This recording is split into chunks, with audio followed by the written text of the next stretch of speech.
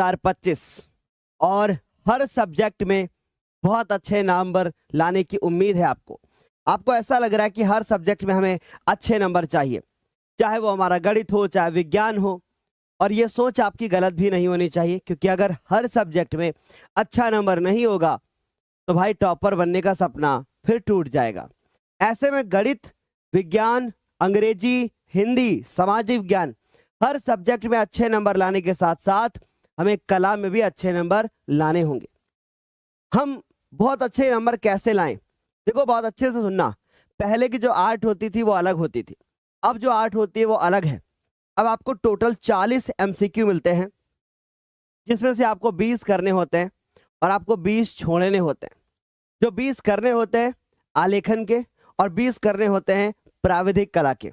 मन में सवाल आता है कि हम आलेखन के करें कि या फिर हम प्राविधिक के करें। आज की इस क्लास में हम आपको सारे पढ़ाएंगे, आलेखन के भी और प्राविधिक के भी। फिर आप डिसाइड करना कि कौन सा करना बेस्ट होगा। साथ ही साथ मैं भी अपना ओपिनियन दूंगा कि आपके लिए क्या बेस्ट होगा, आप प्राविधिक करके आएँ या फिर आलेखन करके आएँ। इन सब चीज़ों के बारे में हम बात जरूर करेंगे। और ये आज की क्लास में हम आपको बता देते हैं कि जितने भी आपको आज के इस सेशन में हम क्वेश्चन करा देंगे, आपको बोर्ड पेपर में इससे बाहर एक भी क्वेश्चन नहीं मिलेगा। ये मात्र एक ऐसी क्लास होगी जिसमें आपके बहुत सारे क्वेश्चन कवर हो रहे होंगे। और आप यकीन मानो, पिछले साल हमने 40 क्वेश्चन कराए थे, वो वीडियो अभी भी यूट्यूब पे अपलोड है। और उन 40 में से लगभग 38 से 39 प्रश्न मात्र एक क्लास के अंदर से आपके बोर्ड पेपर में आए थे। और ये हमें इस साल भी उम्मीद है कि इस साल भी हम जितने क्वेश्चन कराएंगे उससे बाहर बोर्ड का पेपर नहीं बनेगा। लेकिन एक क्वेश्चन के अंदर न जाने कितने क्वेश्चन छुपे होंगे, और उन सबको एक्सप्लेन करते वक्त आपको ध्यान से सुनना है। एक एक चीज जो मेरे मुंह से बोली जाए उसको बहुत अच्छे से नोट करना है, ताकि जब बोर्ड एग्जाम में सामने क्वेश्चन आए ना तो कॉन्सेप्ट भी पता हो। उत्तर रट लेने मात्र से काम नहीं चलेगा। तो चलिए आज की इस क्लास को शुरू करते हैं। और बहुत सारे बच्चे हमारे साथ आ चुके हैं, और आज मैं ये यहाँ पर आर्ट का पहले ही क्लास क्यों करवा दे रहा हूँ, क्योंकि इस समय पर हमारे कंप्यूटर वाले बच्चे पेपर देने के लिए गए हैं। हमारे आर्ट वाले बच्चे अभी खाली बैठे होंगे, तो वो आराम से पढ़ लेंगे ताकि उनका भी नुकसान ना हो, कंप्यूटर वालों का भी, और आर्ट वालों की तैयारी भी बेहतर हो जाए, पहले से हो जाए। चलिए शुरू करते हैं आज का कार्यक्रम। सर, हमारे साथ कितने बच्चे यहाँ पे लाइव हैं? अभी 5000 बच्चे हमारे साथ अभी लाइव हैं। चलो बहुत बढ़िया, धीरे धीरे करके बाद में लोग रिकॉर्डेड भी देखते हैं। चलो सबसे पहले हम लोग अपना टाइम टेबल देखते हैं। आपको पता है कि 7 मार्च को हमने ये क्लासेस कर ली है, 8 मार्च को ये वाली क्लास मॉर्निंग में हो गई है, और आज 8 तारीख है और परसों आपका बोर्ड का पेपर है आर्ट का। तो हम पहले से ही क्लास कर ले रहे हैं और बोर्ड पेपर के पहले एक बार और प्रैक्टिस करवा देंगे। मतलब अभी एक बार प्रैक्टिस और भी करवा देंगे। बाकी की क्लासेस का आप यहाँ पे देख सकते हो कि आगे आने वाले टाइम का आगे का शेड्यूल क्या है हमारा, राइट। और 10 तारीख को सुबह में भी एक क्लास आपकी होगी। चलिए शुरू करते हैं आज का लेक्चर। और स्टार्ट करने से पहले मैं आप लोगों को एक बात बताना चाहता हूँ कि कुछ हमारे पास यहाँ पे सामान्य निर्देश है। जैसे शुरू के 15 मिनट बच्चों आपको मिलेंगे पेपर को पढ़ने के लिए। अब समझदार बच्चा जो होता है वो इसी पेपर के पढ़ते टाइम में ही सारे बहुविकल्पियों के आंसर निकाल लेता है। तुम भी वही करोगे, ठीक है। उसके बाद दूसरा देखो, कह रहे हैं मुख्य पृष्ठ तथा प्रत्येक उत्तर पत्र के ड्राइंग शीट के ऊपर दाहिने कोने पर अपना अनुक्रमांक जो है अंकों में लिखना है और साथ ही साथ शब्दों में लिखना है, साफ साफ। अब प्लीज ये गलती तुम करके बिल्कुल भी मत आना, और ध्यान से सुनो क्या कर रहे हैं वो ध्यान से सुनो। कह रहा है मुख्य पृष्ठ तथा प्रत्येक उत्तर पत्र, यानी कि जो आपको ड्राइंग शीट मिलेगी उसका मान लीजिए ये वाला आपका पेज होगा, ठीक है। मान लीजिए कि ये आपका पेज होगा। मैं आपको एक पेज उठा करके दिखाता हूँ। जैसे मान लीजिए कि आपको ड्राइंग शीट मिली और ड्राइंग शीट में आपको ये एक पेज मिला ऐसे, तो इस पेज में ये बायां हिस्सा, ये दायां हिस्सा, तो जो इसका दाहिना हिस्सा होगा इस पेज का, ठीक है, जो आपके दाहिने हाथ में पड़ेगा, तो दाहिने हाथ में ये वाला आपका पड़ेगा, तो दाहिने हाथ साइड में ये वाला जो पड़ेगा, इसी पेज पर यहाँ पर अपना रोल नंबर अंकों में और शब्दों में हर पेज पर डाल दोगे, ऐसा स्वयं बोर्ड ने कहा है, ठीक है। तो आप ये यहाँ पे अपना नंबर डाल करके आओगे। फिर उसके बाद देखो, केंद्र व्यवस्थापक जो होगा अपनी हस्ताक्षर युक्त मुहर उस पे लगी होगी, यानी जो ड्राइंग शीट होगी उस पर आपके केंद्र की मुहर लगी होगी। अगर केंद्र की मुहर नहीं लगी है तो आप जो कक्ष निरीक्षक होगा उससे बोलेंगे कि सर हमारे में मुहर नहीं लगी है, तो कृपया हमको मुहर वाली कॉपी दें, अन्यथा ये सीट चेक नहीं होगी। याद रखें, फिलहाल बोर्ड ऐसी गलती बिल्कुल भी नहीं करेगा, आपको मुहर लगाकर ही देगा। चलिए यहां तक समझ में आ गई बात। और कह रहे हैं कि सीट पर लगाएं, यानी कि जो भी कह रहे हैं कि केंद्र व्यवस्थापक जो है वो अपनी मुहर लगा करके देंगे और उन पर कक्ष निरीक्षक अपने हस्ताक्षर बनाएंगे। हस्ताक्षर भी बनाना, एक चीज याद रखना। अच्छा सुनो, प्रश्न पत्र ना 3 खंडों में डिवाइड है। पहला खंड का है और दूसरा खंड खा है और तीसरा खंड गा है। अब ध्यान से हमारी बात को समझने की कोशिश करना। जो खंड का होता है, ये खंड का आपका आता है 20 नंबर का, और जो खंड खा होता है वो आता है आपका 30 नंबर का, और जो खंड गा होता है वो होता है आपका 20 नंबर का। और 30 नंबर आपको विद्यालय से मिलेंगे, तो मिला करके टोटल आपका जो है 100 नंबर का पेपर हो जाएगा, जिसमें 20 नंबर आपके एमसीक्यू होंगे, 30 नंबर में आपका आलेखन बनाने को आएगा या फिर प्राविधिक आएगा, वो अभी मैं आपको बताऊंगा कैसे करना होगा, और 20 नंबर का अलग से आएगा। अब इस बार बोर्ड ने ना एक और बड़ी प्यारी चीज करी है कि स्मृत चित्रण में भी आपको कुछ और चीज भी दे दी है कि भैया जो लोग स्मृत चित्रण नहीं बना पाते हैं तो वो आराम से उनको 10 क्वेश्चन दे दिए जाएंगे और इन 10 क्वेश्चन का आंसर कर दो, काम हो जाएगा। समझ में आ रही बात? तो ऐसे में पूरे पेपर को समझना बहुत ज्यादा जरूरी है, अन्यथा 70 में से कोई भी पार्ट आपका छूट जाएगा तो दिक्कत होगी, क्योंकि ये इसमें बहुत सारे ऑप्शंस होते हैं, कौन सा करना है कौन सा छोड़ना है, बहुत तकलीफ होती है बच्चों को। चलिए शुरू करते हैं आज के इस पेपर को समझना और हर चीज आपको बताते हैं आपको।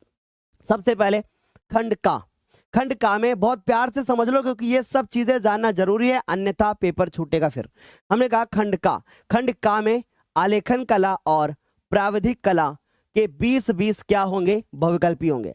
अब बहुत सारे बच्चों के मन में एक सवाल आता है, सर हम ना प्राविधिक करना चाहते हैं इसमें और आलेखन करना चाहते हैं इसमें, क्या ऐसा कर सकते हैं?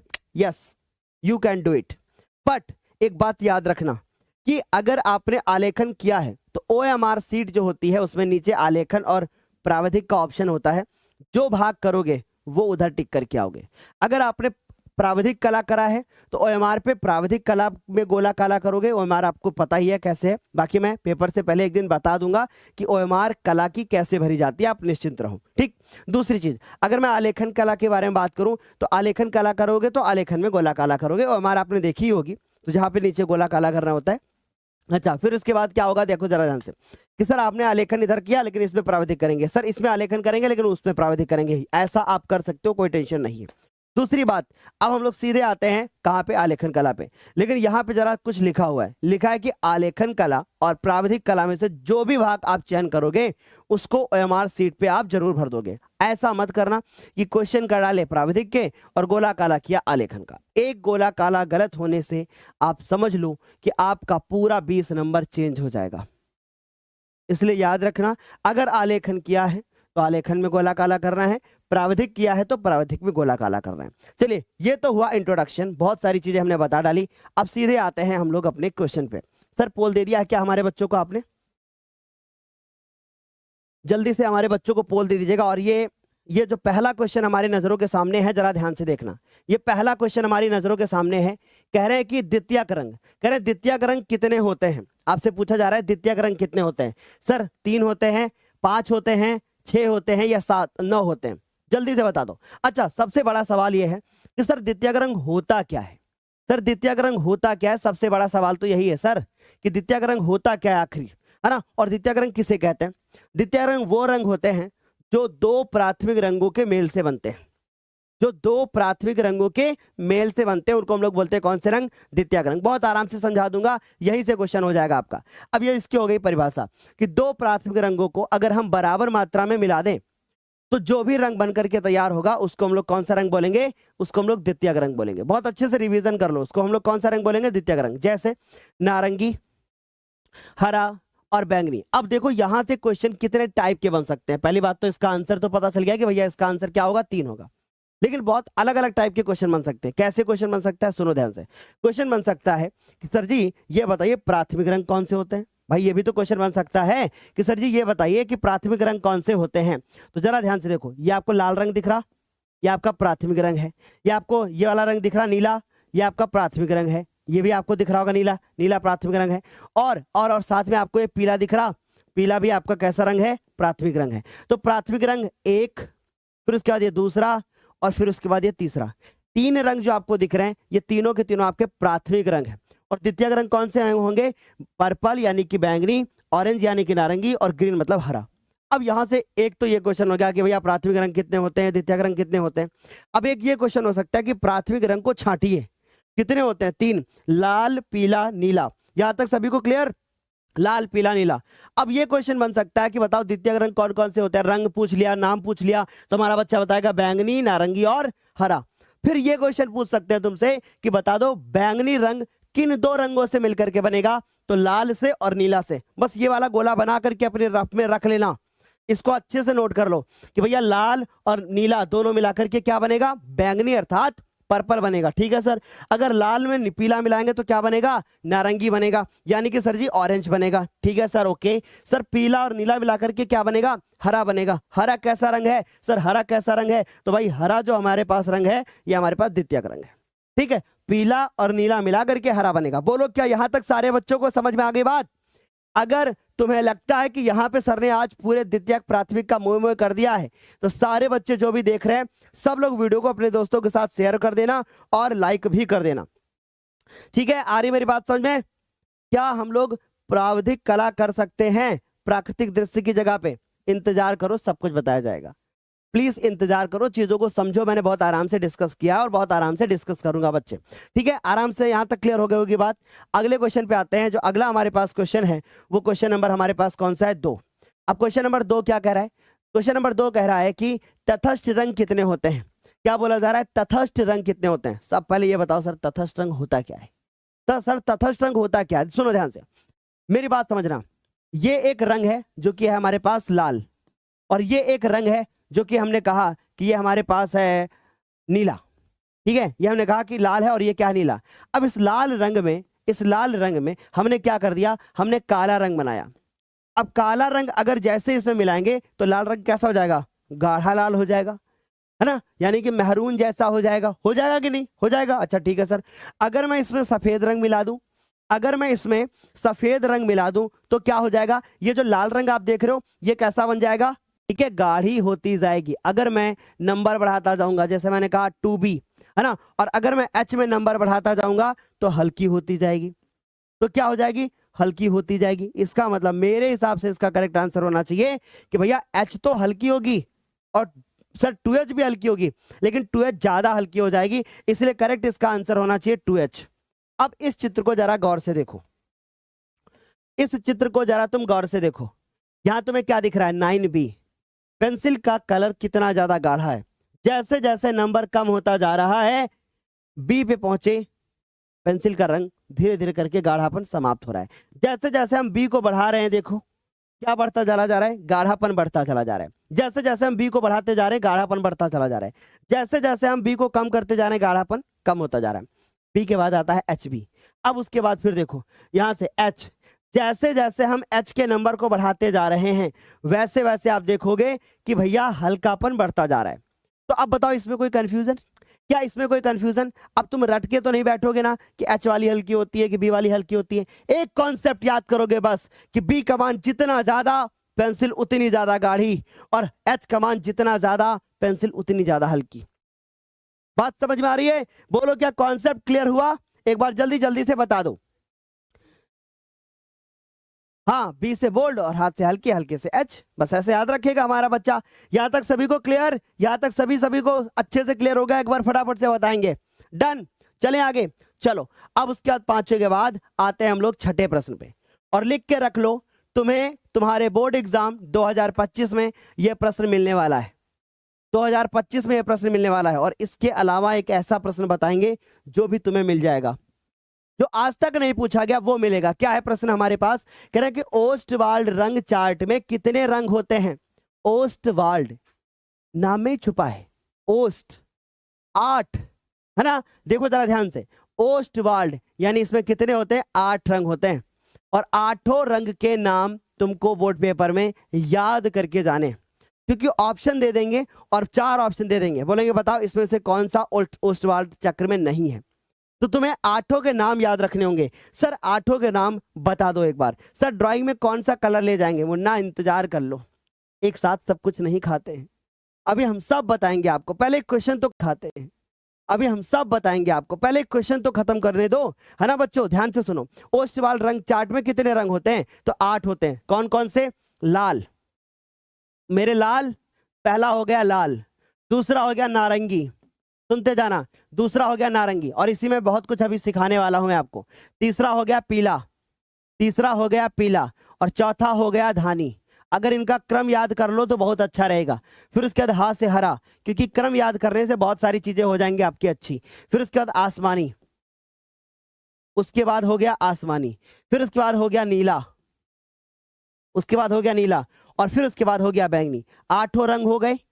क्या 8 रंग समझ में आ गए? अरे सर बहुत सा आसान है, बहुत आसान है सर, इसमें कुछ कठिन ही नहीं है। क्या हो जाएगा? अरे सर तो धीरे धीरे आसमानी होने लगेगा। यानी कि तटस्थ रंग वे रंग होते हैं जो किसी भी रंग को हल्का या गाढ़ा करने में मदद करते हैं। और तटस्थ रंग की संख्या की बात करें तो भैया ये 2 होते हैं, और इन दोनों के नाम क्या है?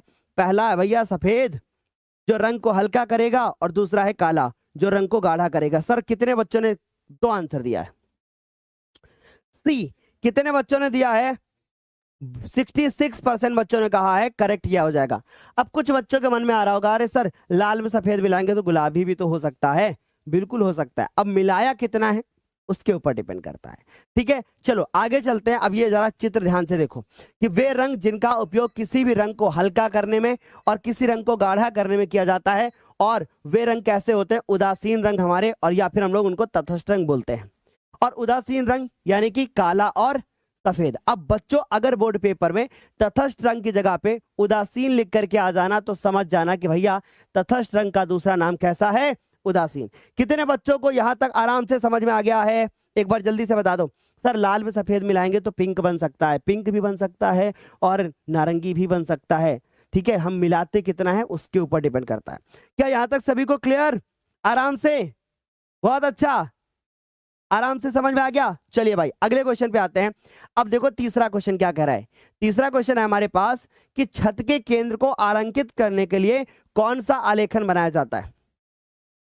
छत के केंद्र को अलंकृत करने के लिए मैंने कहा तुम्हारे घर में मैं बन के गया एक पेंटर।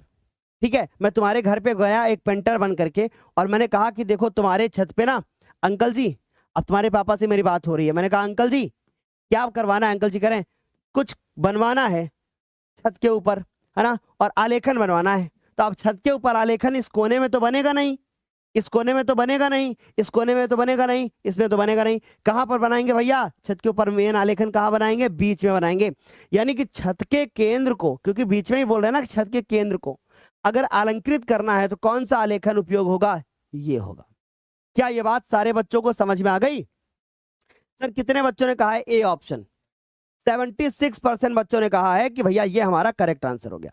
ठीक है, यहां तक सभी को समझ में आ गया? चलो भाई अगले पे आ जाओ।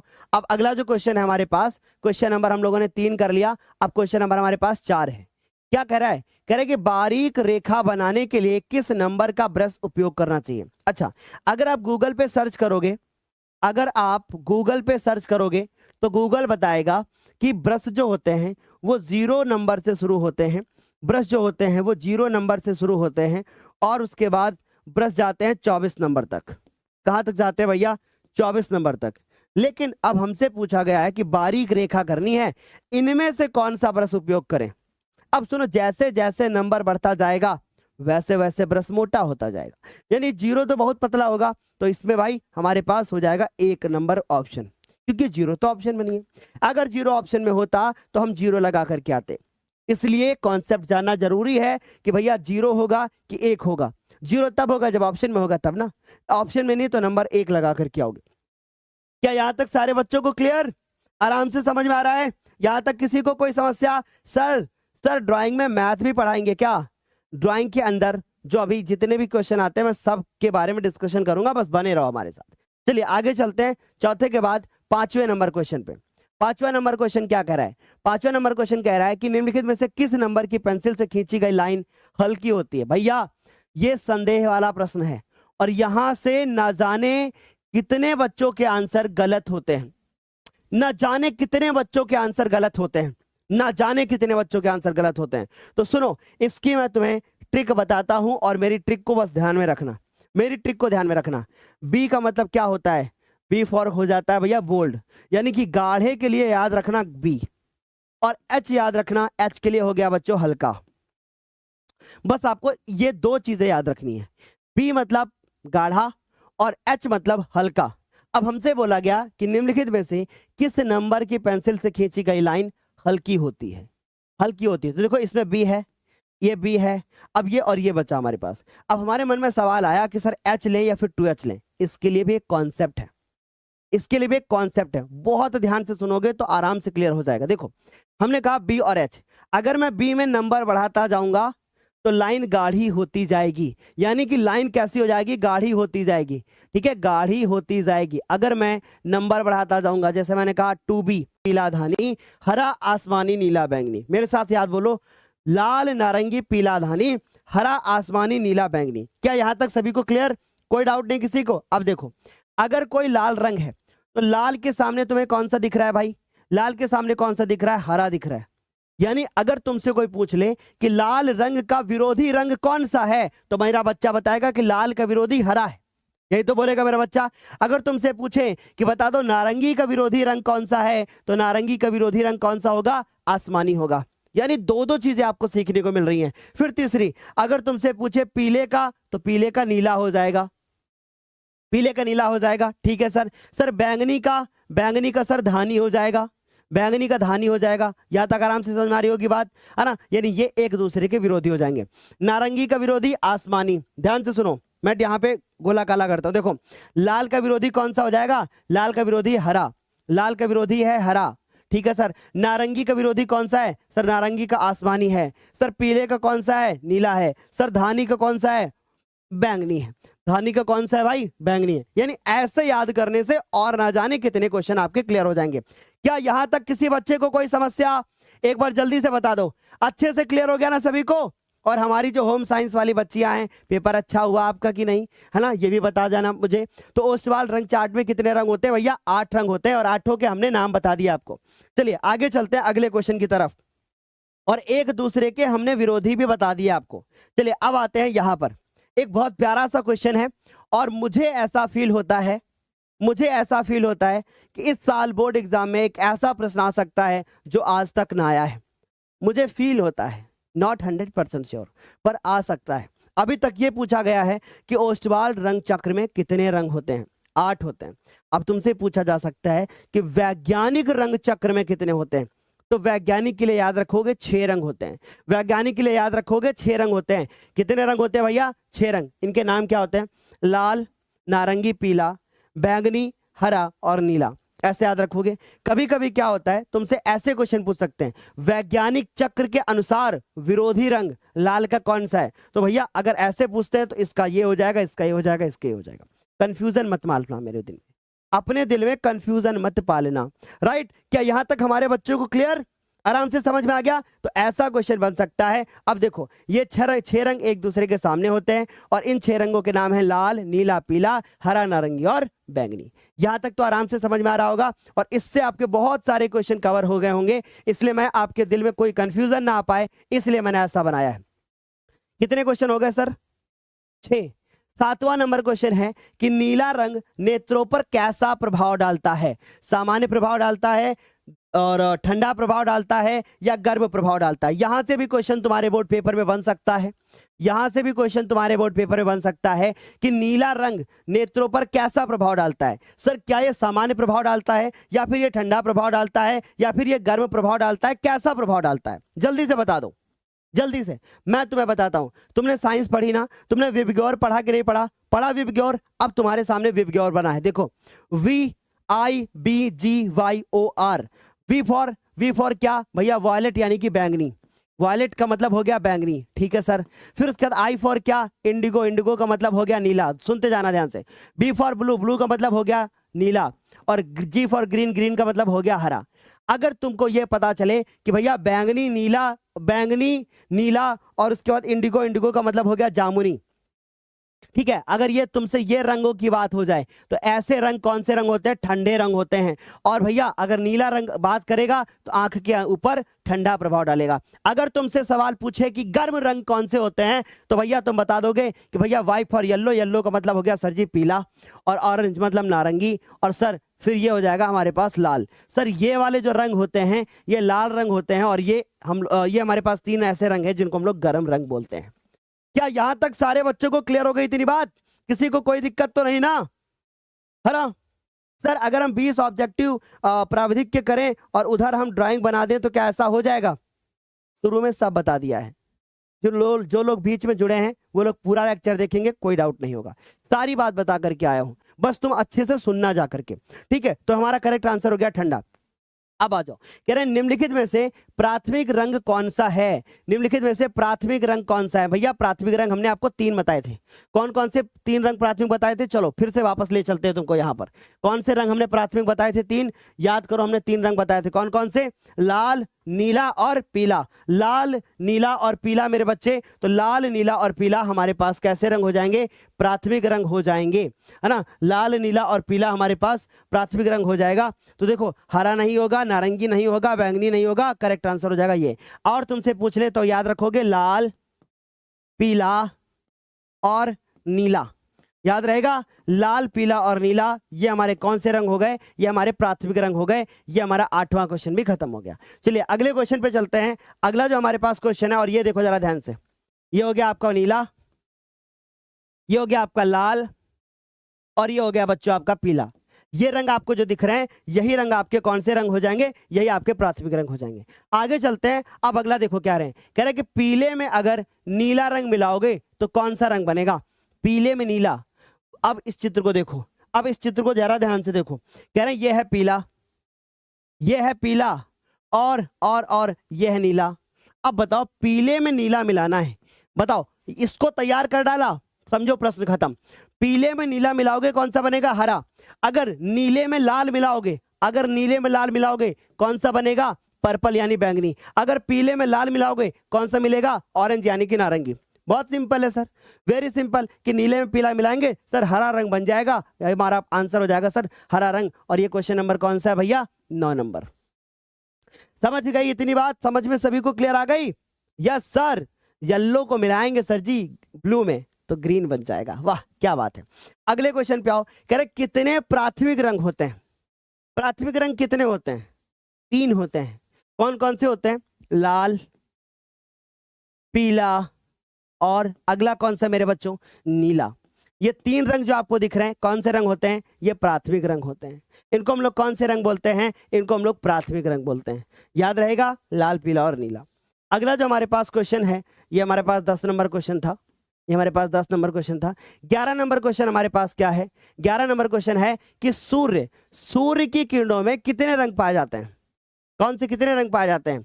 VIBGYOR। कौन कौन से?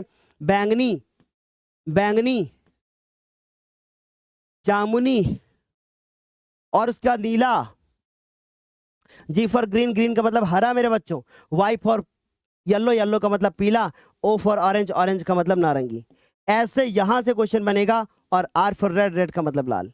यहां से क्वेश्चन बनेगा बच्चों। तो कौन से हो गए? कौन से हो गए? कितने रंग पाए जाते हैं? 7 पाए जाते हैं। उसमें ये वाले जो आपको ऊपर दिख रहे हैं ये कैसे रंग होते हैं? ये ठंडे रंग होते हैं। और ये जो नीचे दिख रहे हैं ये कैसे रंग होते हैं? ये गर्म रंग होते हैं। क्या यहां तक सभी बच्चों को क्लियर? कोई डाउट नहीं किसी को? आगे चलो बच्चों, चलो अगले क्वेश्चन पे आ जाओ। कह रहे द्वितीयक रंग कौन सा है? लाल, पीला, नीला, इनको छोड़ दो। तो लाल, पीला, नीला इनको छोड़ दो। लाल छोड़ दो, पीला छोड़ दो, नीला छोड़ दो। क्योंकि लाल, पीला और नीला ये जो आपको दिख रहे हैं ये कैसे रंग हैं? ये प्राथमिक है। याद करने का ट्रिक भी बता रखा है मैंने। और नारंगी कैसा रंग है? ये आपका द्वितीयक है। कितने बच्चों ने सर इसका आंसर दिया है द्वितीयक? 54% बच्चों ने कहा है कि सर द्वितीयक रंग का मतलब सर नारंगी रंग। बोलो यहां तक सभी को क्लियर? कोई डाउट नहीं किसी को? वाह क्या बात है। ये याद रखो, लाल, पीला, नीला ये प्राथमिक है, और ये नारंगी, हरा अगर ऐसा हो जाए तो भैया ये कैसा है? नारंगी हो जाए, हरा हो जाए, बैंगनी हो जाए, तो ये हमारे कौन से रंग होते हैं? ये हमारे पास द्वितीयक रंग हो जाएंगे। चलिए अगले क्वेश्चन पे आते हैं। अगला क्या कह रहे हैं? कह रहे हैं नीले रंग में अगर हम लाल रंग मिला दें। अब आप देखो जरा पीछे, ऐसे क्वेश्चन पूछे गए हैं कि अगर मैं इस नीले रंग में मैं एक लाल रंग मिला लूं, कौन सा बनेगा? पर्पल बनेगा। लाल में अगर मैं नीला मिला दूं, है ना, अगर मैं लाल रंग में पीला मिला दूं तो ऑरेंज बन जाएगा। अगर मैं नीले रंग में पीला मिला दूं तो हरा बन जाएगा। ठीक है, तो हमसे क्या पूछा गया? हमसे पूछा जा रहा है कि अगर मैं नीले में लाल मिला दूं तो बैंगनी बनेगा। यस,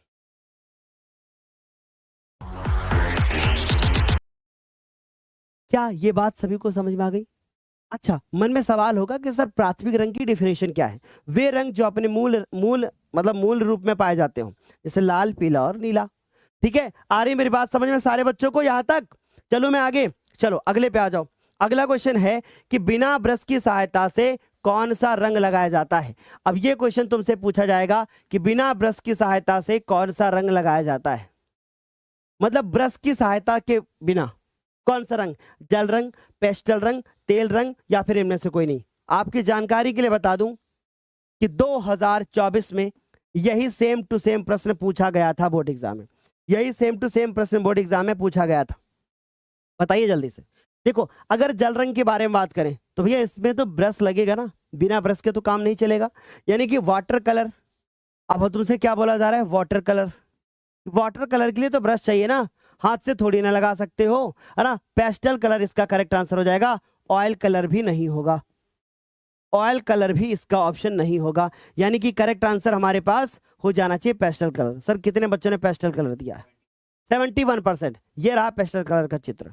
आपको ये कलर दिख रहे हैं, इनमें तुम्हें ब्रश लगाने की जरूरत पड़ रही? नहीं पड़ रही है। ये आराम से ऐसे उठाया, रंग कर दिया। मोम वाले कलर सुना होगा आपने। यहां तक सभी को समझ में आ गया? यहां तक किसी बच्चे को कोई समस्या एक बार फटाफट से बताओगे ताकि मैं आगे बढ़ जाऊं। अच्छे से क्लियर हो गया सभी को? एक बार फटाफट से बताएंगे। डन, आगे चलूं? वाह क्या बात है, पेस्टल कलर सारे बच्चे दे रहे हैं, या फिर पेंसिल कलर हो जाता। अब ये देखो क्वेश्चन फिर पूछा, किस नंबर की पेंसिल से खींची गई लाइन गहरी यानी कि डार्क होती है, अर्थात गाढ़ी होती है? किससे? किससे? मैंने आपको ट्रिक बताई थी कि याद रखो एच और बी में जितना ऊपर बढ़ते जाओगे गाढ़ा बढ़ता जाएगा, यानी गाढ़ापन बढ़ता जाएगा।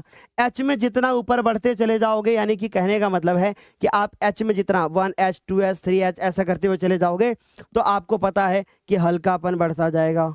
ठीक है, ये ट्रिक बताई हमने। तो आप बताओ, एच वाले तो हल्के होते हैं सर, इनको ढिचक्यों कर दो। अब सर एच बी तो गाढ़ा हल्का दोनों में हो जाएगा ना, मतलब सर मीडियम वाला हो जाता है। 2B इसका करेक्ट आंसर होगा। अगर सर जी ऑप्शन में मान लीजिए कि 3B ऑप्शन होता, 3B दिया होता, तो क्या हम 3B लगा के आते या फिर 2B लगा करके आते? 3B लगा करके आते। 9B होता तो बहुत गाढ़ा हो गया। समझ गए? यहां तक आराम से समझ में आ रहा होगा? इसमें किसी को कोई दिक्कत? सर ये वाली संख्या सही नहीं आ रही है। हाँ बेटा, ये कुछ मिसप्रिंट हुआ है मेरे से, है ना, तो इसलिए संख्याएं सही नहीं आ रही है। तो इनमें तुम्हें घबराने की जरूरत नहीं है, तुम्हें संख्याओं से मतलब नहीं होना चाहिए। ठीक है, सही इन संख्याओं से तुम्हें मतलब नहीं होना चाहिए, तुम्हें सिर्फ प्रश्न से मतलब होना चाहिए। ठीक है, आ जाओ अगले क्वेश्चन पे आओ। अगला हमारे पास क्वेश्चन क्या है? अगला क्वेश्चन हमारे पास है कि भारत का राष्ट्रीय ध्वज है एक वर्णीय, वर्णहीन, बहुवर्णीय, या फिर इनमें से कोई नहीं। यह भी क्वेश्चन 2024 में पूछा गया था एक बोर्ड पेपर में। भारत का राष्ट्रीय ध्वज, ऐसा पूछा गया कि भारत का राष्ट्रीय ध्वज है, कौन से रंग होते हैं भारत में? सबसे पहली चीज तुम्हें यह जानकारी होनी चाहिए, आर्ट का पेपर देने जा रहे हो, कि वर्ण का अगर हम लोग बात करें तो वर्ण का मतलब होता है रंग। रंग, अब कह रहे हैं एक रंग होता है भारत के झंडे में, 3 रंग होते हैं भैया। कौन सा? केसरिया, है ना, फिर उसके बाद सफेद, और फिर ये हमारे पास हल्का हरा। ठीक है, आरी बात समझे, धानी जिसको बोल देते हो तुम लोग। एक वर्णी नहीं होगा, वर्णहीन नहीं होगा, बहुवर्णी होगा, बहुवर्णी होगा। पर मेरी बात गौर से सुनो, आर्ट का पेपर देने जा रहे हो, और आर्ट के पेपर में अगर ये क्वेश्चन 2024 में आया था, मैंने गेस कर रखा है कि इस बार हो सकता है कि इस झंडे से रिलेटेड आपके पास बहुत सारे क्वेश्चन बन जाए। तो एक बार मैं पूरा ब्रीफ में बताऊंगा कि भारत के झंडे से संबंधित और कौन सी चीजें हैं जो आपसे पूछी जा सकती है। पहली चीज कि सबसे ऊपर होता है केसरिया, बीच में होता है सफेद, और सबसे नीचे होता है हरा रंग। सबको ये जानकारी बहुत पहले से है। अगली बात कि ध्वज की जो लंबाई होती है और जो चौड़ाई होती है उसका अनुपात होता है 3:2। यानी कि अगर यहां से यहां तक 3 मीटर झंडा बनेगा, अगर यहां से यहां तक 3 मीटर झंडा होगा तो ये फिर झंडा यहां से यहां तक 2 मीटर होना चाहिए। अगर यहां से यहां तक आपने 3 फीट का बनाया है तो फिर ये 2 फीट का होना चाहिए। अगर ये 3 सेंटीमीटर है तो ये 2 सेंटीमीटर होना चाहिए। यानी इसका अनुपात 3:2 होना चाहिए। यहां से क्वेश्चन तुम्हारे बोर्ड पेपर में आ सकता है। अगली चीज कि जो सफेद पट्टी होती है उसके बीच में नीले रंग का एक चक्र होता है और उसमें अशोक चक्र उसको हम लोग बोलते हैं। ये बात भी आपको पता होनी चाहिए, और जिसमें तीलियों की संख्या आपको बहुत अच्छे से पता है वो बताने की जरूरत नहीं है। ठीक है, अगला, भारत के राष्ट्रीय ध्वज को आंध्र प्रदेश के पिंगली वेंकैया के द्वारा क्या किया गया था, डिजाइन किया गया था। ठीक है, अगला, संविधान सभा ने 22 जुलाई 1947 को राष्ट्रीय ध्वज को अपनाया था। ये जो ध्वज आपको दिख रहा है ये अपनाया गया था। यहां से क्वेश्चन बन सकता है, ध्वज को फहराते समय इस बात का ध्यान रखना है कि जो केसरिया रंग होना चाहिए वो हमेशा ऊपर होना चाहिए। ये कुछ पॉइंट है जो इस बार तुम्हारे पेपर में मिल सकता है। आ रही मेरी बात समझ में? चलो आगे चलते हैं। यस सर, 24 तीलियां होती है, वेल डन, बहुत बढ़िया। अब ये वाला क्वेश्चन देखो जरा ध्यान से। ये वाला क्वेश्चन तुमसे पूछा गया कि जो कला है, कला शब्द ये कहां से आया था, किस भाषा से आया था, ऐसा क्वेश्चन भी आ सकता है। तो कला जो शब्द होता है वो कहां से आता है भाई, वो संस्कृत भाषा से आता हुआ है। ठीक है, तो ये क्वेश्चन भी तुम्हारे पेपर में बन सकता है। आई होप यहां तक क्लियर होगा। अब एक बार थोड़ा सा जो शुरू से लेकर के आखिरी तक पढ़ा है उसको हम लोग एक बार रिवाइज करते हैं। हमने क्या बताया, तटस्थ रंग कितने होते हैं, 2। एक होता है सफेद और दूसरा कौन सा होता है भैया, काला। ये होते हैं हमारे पास तटस्थ रंग। ओस्टवाल्ड रंग चक्र में 8 रंग होते हैं। ओस्टवाल्ड रंग चक्र में 8 रंग होते हैं। वैज्ञानिक चक्र के अनुसार 6 रंग होते हैं, यह याद रखना है। प्राथमिक रंग 3 होते हैं, लाल, पीला, नीला। द्वितीयक रंग 3 हमारे पास हैं, कौन कौन से, नारंगी, उसके बाद हमारे पास नारंगी हो गया, हमारे पास हरा हो गया, और उसके बाद हमारे पास बैंगनी हो गया। लाल और नीले को मिलाओगे बैंगनी बनेगा, पीला और लाल मिलाओगे आपका रंग बनेगा नारंगी, और नीला और पीला मिलाओगे हरा रंग बनेगा। तो ये चीज हमने आपको बता दी। ये यहां तक सभी को क्लियर। इंद्रधनुष में टोटल 7 रंग होते हैं विव ग्योर के अकॉर्डिंग, और इन 7 रंगों में VIBG यानी कि जामुनी, नीला और साथ ही साथ बैंगनी और हरा, ये ठंडे होते हैं, और बाकी के जो 3 हमारे बच्चे वो हमारे हो जाते हैं गर्म रंग। सर कौन से नंबर क्वेश्चन पे थे? ये वाला क्वेश्चन पे थे, कला वाले क्वेश्चन पे। ठीक है, तो हमारे पास ये हो जाएगा, कला शब्द किस भाषा का है, तो भैया कला शब्द किस भाषा का है, तो भैया ये संस्कृत भाषा का है। ठीक है, अंग्रेजी का नहीं है, हिंदी का नहीं और उर्दू का नहीं है। कितने बच्चों ने सर, हमारे बच्चों ने सर संस्कृत कहा है? कितने बच्चों ने संस्कृत कहा है सर? बहुत सारे बच्चे होंगे, है ना। चलिए आगे चलते हैं हम लोग अगले क्वेश्चन की तरफ। अगला है कि पीले रंग में अगर हम लोग लाल रंग मिला दें तो कौन सा रंग बनेगा। अगर हम पीले रंग में लाल रंग मिला दें तो कौन सा रंग बनेगा। देखो, अगर हम पीले में लाल मिलाएंगे तो हमारे पास कौन सा रंग बन के आ जाएगा, पीले में लाल बनाएंगे तो नारंगी रंग बनेगा, पीले में लाल मिलाएंगे तो नारंगी रंग बनेगा। ऐसे याद कर लो, ऐसे याद कर लो, ऐसे याद कर लो कि लाल लाल नीला, लाल नीला और पीला, बस ऐसे याद कर लो, है ना। अब ध्यान से देखना, लाल पीला नीला याद कर लिया। अगर लाल को नीले में मिलाओगे तो बनेगा बैंगनी, लाल को नीले में मिलाओगे बनेगा बैंगनी। अगर नीले को पीले में मिलाओगे बनेगा हरा, और पीले को लाल में मिलाओगे बनेगा नारंगी। बस एक बार बना करके प्रैक्टिस कर लेना, हर चीज आपकी कवर हो जाएगी। चलिए अगले क्वेश्चन पे आते हैं। अगला जो हमारे पास क्वेश्चन है वो क्या दे रखा है। अगला जो क्वेश्चन है वो कह रहा है कि आकृति की पुनरावृत्ति करने के लिए किस पेपर का प्रयोग करते हैं। ये वाला पेपर तो पेपर में लेके चले जाना, पीटे जाओगे। ट्रेसिंग पेपर है। क्या करते हैं, एक चित्र को ट्रेस करने के लिए, जैसे फॉर एग्जांपल मुझे इस कॉपी के ऊपर एक चित्र बनाना है, मैंने क्या किया, एक ट्रेसिंग पेपर लिया, जो भी चित्र बनाना है उसके ऊपर रखा, ट्रेस कर लिया, फिर उसके बाद इस कॉपी पे रखा, छाप दिया। तो ऐसे पेपर को हम लोग बोलते हैं ट्रेसिंग पेपर, जिससे क्या होता है, आकृतियों की पुनरावृत्ति, यानी कि उसको हम रिपीट कर सकते हैं, कॉपी कर सकते हैं उसको। समझ गए? यहां तक आराम से क्लियर हो गया होगा, कोई डाउट नहीं हुआ होगा। चलिए आगे चलते हैं अगले क्वेश्चन की तरफ। किनारी डिजाइन का प्रयोग किया जाता है ना, फर्श की डिजाइन के लिए, छत के केंद्र के लिए। देखो ऐसा तो नहीं होगा। फिर कह रहे हैं कि किनारी डिजाइन फर्श के डिजाइन के लिए, फिर कह रहे हैं साड़ी के किनारी के लिए, तकिए के केंद्र के लिए। जब मैं 10th क्लास में था तो बहुत सारा हमने साड़ी का किनारा बना रखा है ना, ऐसे डिजाइन बनाई जाती थी। ऐसे पट्टी होती थी लंबी, यहाँ पे ऐसे करके ऐसे करके ऐसे करके ऐसे करके ऐसे करके ऐसे, फिर बीच में यहाँ पे फूल पत्ती कुछ डिजाइन, फूल पत्ती कुछ डिजाइन ऐसे। तो ये साड़ी का किनारा आपने बनाया होगा बहुत। तो करेक्ट आंसर हो जाएगा साड़ी का किनारा। समझ गए बच्चों? यहां तक किसी को कोई दिक्कत नहीं ना? आगे चलूं? सर आर्ट के पेपर में कौन सा कलर उपयोग करेंगे, अभी आगे हम बताएंगे। इनमें से द्वितीय रंग कौन सा है? तो हमने बताया लाल, पीला और नीला, ये हो जाएगा तो नारंगी रंग हो जाएगा। तटस्थ रंग कितने होते हैं? 2 होते हैं, लाल और काला और सफेद। अजंता की गुफाएं किस राज्य में है? तो भैया महाराष्ट्र लगाओगे। मुगल काल के प्रसिद्ध चित्रकार कौन थे? ये मंसूर थे। तो ऐसे में तुमको 10 क्वेश्चन मिलेंगे, 10 क्वेश्चन मिलेंगे। ये 5 क्वेश्चन मैं आपको होमवर्क दे रहा हूं, जिसको आप चैट बॉक्स में पांचों के आंसर बताओगे। ठीक, एक बार फाइनल चीजों को समझ लेते हैं कि आखिर मुझे क्या क्या करना है और क्या नहीं करना है। ध्यान से सुनना, यानी कि कला के बारे में ध्यान से सुनो। पूरा एक बार मैं पूरा कला का एक बार माइंड मैप बनाता हूं कि आपको क्या करके आना है और क्या करके नहीं आना है। ठीक है, ध्यान से सुनना। पहली बात तो आपका बोर्ड पेपर 3 पार्ट में डिवाइड होगा। ठीक है, एक पहला पार्ट होगा खंड का, पहला पार्ट होगा खंड का। ध्यान से समझने की कोशिश करिएगा, नहीं तो पेपर छूटेगा फिर। खंड का बच्चे, ठीक है। फिर होगा आपका खंड खा, ठीक है। फिर उसके बाद होता है खंड गा, ठीक है। दूसरी बात सुनो, इसमें 2 पार्ट होंगे, आपके 20 एमसीक्यू आएंगे। एक तो होगा आलेखन, एक तो होगा आपका आलेखन, और ये 20 नंबर का टोटल आएगा। खंड ये जो ये का देख रहे हो, ये आपको 20 नंबर का मिलेगा। और जो खंड खा आप देख रहे हो, ये आपका 30 नंबर का मिलेगा। और जो खंड गा आप देख रहे हो, ये आपको पूरे, ये भी आपको 20 नंबर का मिलेगा। एक दूसरी चीज सुनो, इसमें आलेखन और प्राविधिक होगा, आलेखन और प्राविधिक कला होगी, जिसमें से केवल एक चीज का करना है। यानी या तो ये करना है, यानी इनमें से क्या करना है, केवल एक चीज करनी है बस। 2 चीजें नहीं करनी है, या तो आलेखन करना है या तो प्राविधिक करना है, दोनों में से एक चीज करनी है बस। ठीक है, अच्छा खंड खा में आते हैं।